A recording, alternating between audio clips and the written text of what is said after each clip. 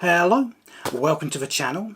Today we are doing an Omnibus unboxing, or at least I think we are, judging by the weight of it. Could be wrong. Let's get it open and see what we have actually got.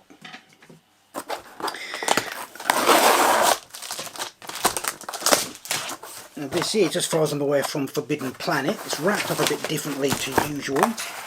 And okay, we've got a little package there, and then we have got the Omnibus we're interested in.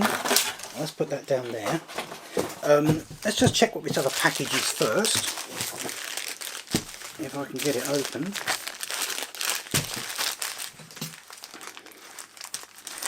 So obviously what they've done, they've sent several items out together.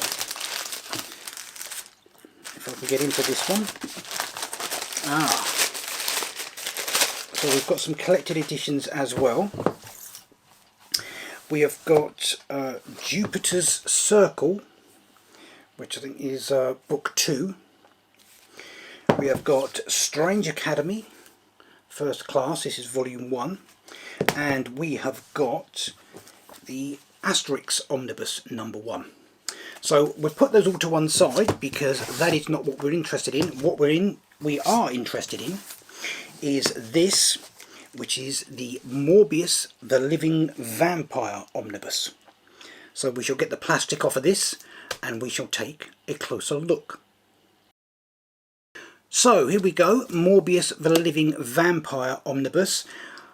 As per usual, I got this from Forbidden Planet. Now I can't remember what the price should have been and ended up being, because this is quite late. This should have been out, I think it was last July, so this is about 9 months late, something like that.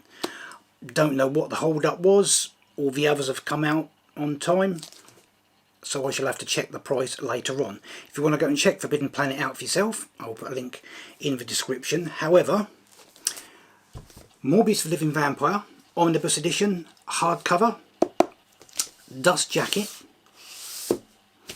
As always with the new Omnibus Edition, we just pop the dust jacket off because we want to stretch the spine out.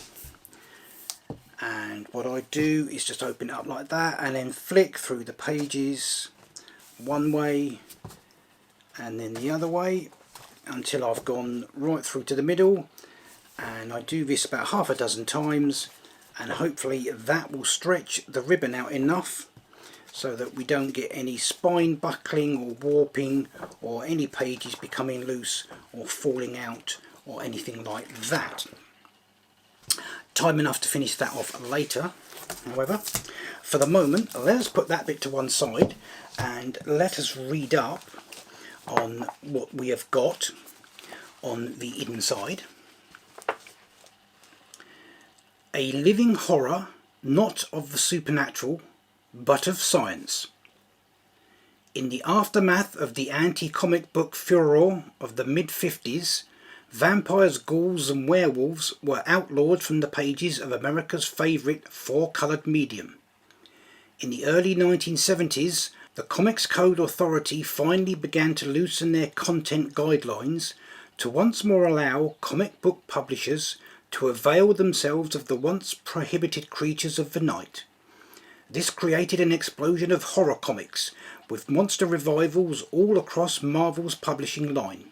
It was a great time to be a monster in Marvel's House of Horrors, and the first vampire out of the block was Morbius, a bloodsucker with a modern twist. Created by Roy Thomas and Gil Kane, Michael Morbius was not exactly cut from a Bram Stoker template. He was a dying man, a Nobel Prize-winning scientist with a blood cell deficiency that could only be counteracted with an experimental enzyme added to his blood system.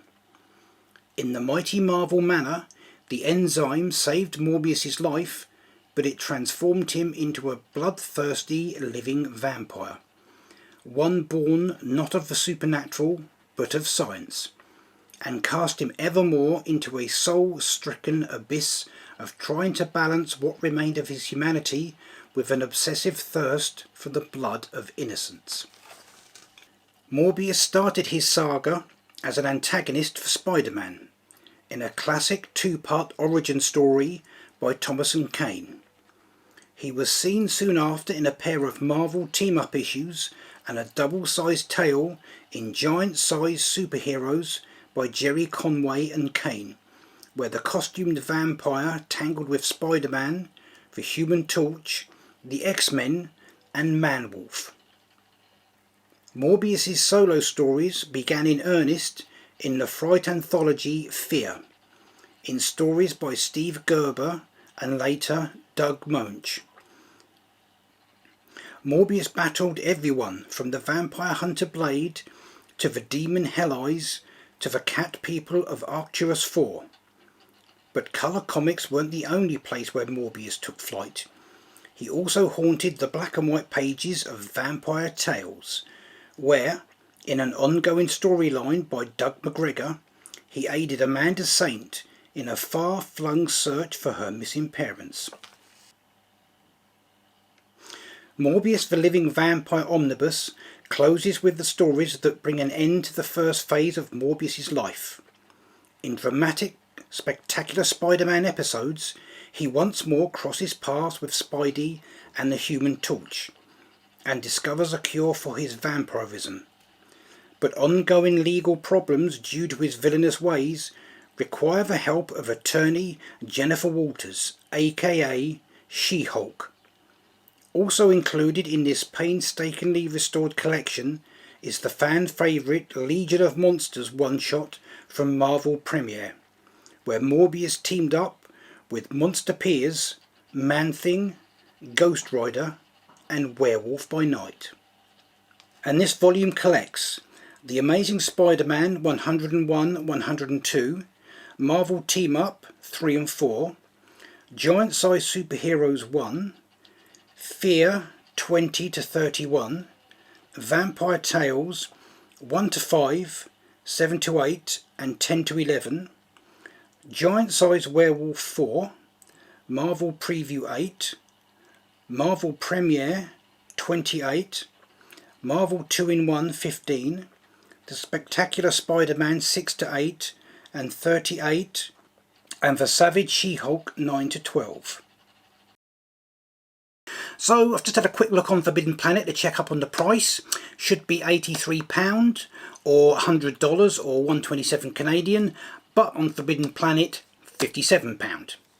Now I should also have mentioned at the start, you do of course, as is per usual at the moment, get a choice of covers, and on the rear of which they do reproduce all the covers of the issues that are contained within. So that is Morbius the Living Vampire Omnibus Edition. That is it for this video. Until next time, remember, hit the thumbs up below and I will see you in the next one.